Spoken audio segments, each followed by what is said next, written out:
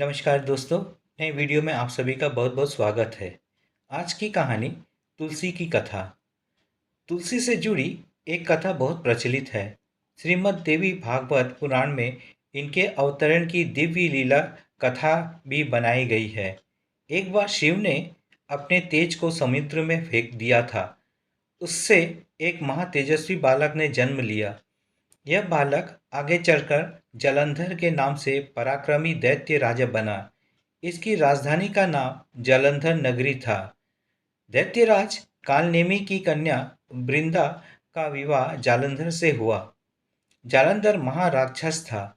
अपनी सत्ता के मद में चूर उसने माता लक्ष्मी को पाने की कामना से युद्ध किया, परंतु समुद्र से ही उत्पन्न होने के कारण माता लक्ष्मी ने उसे अपने भाई के रूप में स्वीकार किया।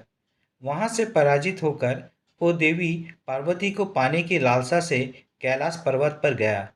भगवान देवादिदेव शिव का ही रूप धरकर माता पार्वती के समीप गया, परंतु माँ ने अपने योग बल से उसे तुरंत पहचान लिया तथा वहां से अंतर्ध्यान हो गई।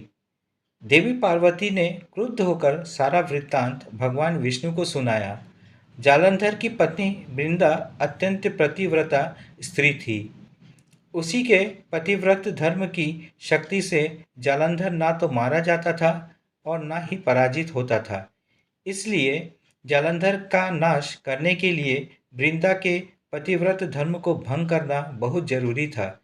इसी कारण भगवान विष्णु ऋषि का वेश धारण कर वन में जा पहुँचे, जहाँ वृंदा अकेली भ्रमण कर रही थी। भगवान के साथ दो मायावी राक्षस भी थे, जिन्हें देखकर वृंदा भयभीत हो गई। ऋषि ने वृंदा के सामने पल में दोनों को भस्म कर दिया। उनकी शक्ति देखकर वृंदा ने कैलाश पर्वत पर महादेव के साथ युद्ध कर रहे अपने पति जालंधर के बारे में पूछा। ऋषि ने अपने माया जाल से दो वानर प्रकट किए। एक वानर के हाथ में जालंधर का सिर था तथा दूसरे के हाथ में धड़। अपने पति की यह दशा देखकर वृंदा मूर्छित होकर गिर पड़ी। होश में आने पर उन्होंने ऋषि रूपी भगवान से विनती की कि वो अपने पति को जीवित करे। भगवान ने अपनी माया से पुनः जालंधर का सिर धड़ से जोड़ दिया, परंतु स्वयं भी वो उसी शरीर में प्रवेश कर गए। वृंदा को इस छल का जरा सा आभास न हुआ। जालंधर बने भगवान के साथ वृंदा पतिव्रता का व्यवहार करने लगी, जिससे उसका सतीत्व भंग हो गया। ऐसा होते ही वृंदा का पति जालंधर युद्ध में हार गया। इस सारी लीला का जब वृंदा को पता चला तो उसने क्रुद्ध होकर भगवान विष्णु को शीला होने का श्राप दे दिया तथा स्वयं सती हो गई। जहाँ वृंदा भस्म हुई वहाँ तुलसी का पौधा उगा। भगवान विष्णु ने वृंदा से कहा, हे वृंदा, तुम अपने सतीत्व के कारण मुझे लक्ष्मी से भी अधिक प्रिय हो गई हो। अब तुम तुलसी के रूप में सदा मेरे साथ रहोगी।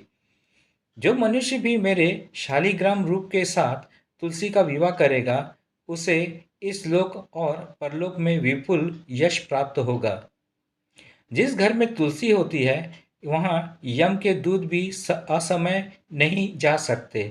गंगा व नर्मदा के जल में स्नान तथा तुलसी का पूजन बराबर माना जाता है, चाहे मनुष्य कितना भी पापी क्यों ना हो। मृत्यु के समय जिसके प्राण मंजरी रहित तुलसी और गंगा जल मुख में रखकर निकल जाते हैं, वो पापों से मुक्त होकर बैकुंठ धाम को प्राप्त होता है। जो मनुष्य तुलसी व आंवलों की छाया में अपने पितरों का श्राद्ध करता है, उसके पितृ मोक्ष को प्राप्त हो जाते हैं। उसी दैत्य जालंधर की यह भूमि जालंधर के नाम से विख्यात है। सती वृंदा का मंदिर मोहल्ला कोट किशनचंद में स्थित है। कहते हैं इस स्थान पर एक प्राचीन गुफा थी जो सीधे हरिद्वार तक जाती थी। सच्चे मन से 40 दिन तक सती वृंदा देवी के मंदिर में पूजा करने से सभी मनोरथ पूर्ण होते हैं। तो ये थी तुलसी की कथा। अगर कथा आपको पसंद आए तो कमेंट्स, लाइक और शेयर जरूर कीजिएगा और चैनल में नए हो तो सब्सक्राइब जरूर कीजिएगा। तो मिलते हैं नए वीडियो में एक नई कहानी के साथ। चैनल में बने रहने के लिए बहुत बहुत धन्यवाद।